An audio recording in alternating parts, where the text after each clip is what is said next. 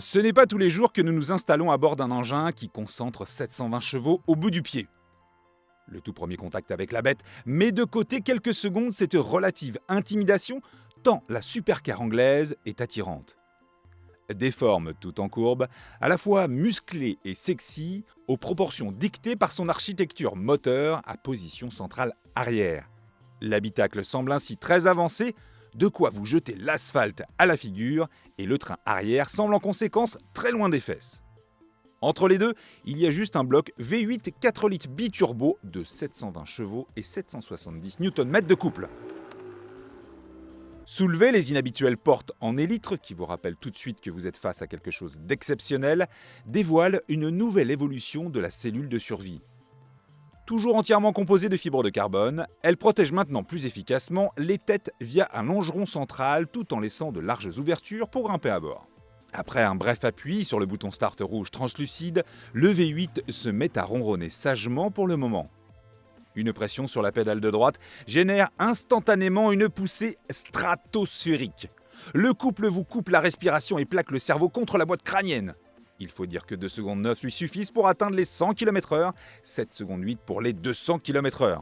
Alors que l'antipatinage agit encore jusqu'en 3e, le V8 se met enfin à hurler à chaque fois que les 3000 tours minutes sont dépassés et nous rassure sur sa partition soufflée par les 2 gros turbos, même si une italienne chante un peu mieux encore. Au premier virage, les freins céramiques ralentissent la bête de 100 km/h en 2 secondes 9 secondes à peine et la direction hydroélectrique montre dès le premier braquage une consistance et une précision qui incitent à rentrer très fort dans le virage. Le train avant dévore les points de corde aidés par l'aileron à géométrie variable. C'est un peu surprenant de ne voir que lui dans le rétroviseur sur les gros freinages, mais il rappelle lui aussi qu'on est à bord d'un engin pas comme les autres. Puis la relance au gaz est d'une étonnante progressivité dans la pédale qui est exploitée dans toute sa course, à tel point que même le dernier millimètre avant de toucher le métal envoie des chevaux. La 720S peut aussi se montrer sous un jour radicalement différent. En mode confort, elle est d'une étonnante polyvalence. Aucune brutalité dans les pédales, un V8 qui reste calme dans les bas régimes, des changements de rapport sans à-coups et un amortissement piloté capable d'encaisser les défauts de la route avec un réel confort. Un peu comme une petite GTI moderne. À bord de la 720S règne de l'excellence, principalement due à l'omniprésence de fibres de carbone et d'alcantara plaquées sur un dessin d'habitacle très futuriste.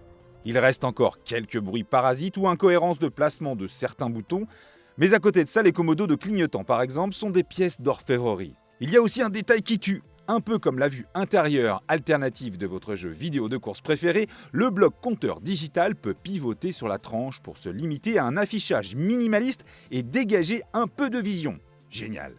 Si Bruce McLaren était encore parmi nous, nul doute qu'il serait très fier de cette création dont il faudra débourser 249 275 € pour s'en offrir une.